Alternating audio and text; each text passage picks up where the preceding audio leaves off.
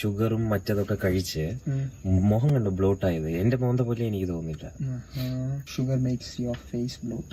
Yeah but like 2 days problem തോ.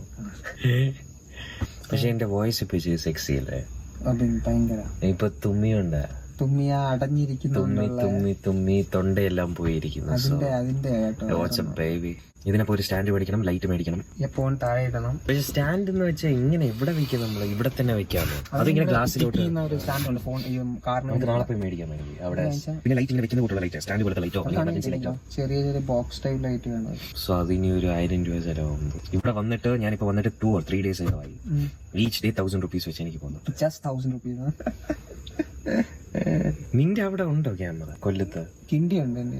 Light stand ഒക്കെ ഉണ്ട്. ക്യാമറ അശ്വിന്റെ കയ്യിലുണ്ട്. എടുത്തിട്ട് വരാൻ പറ്റുമോ?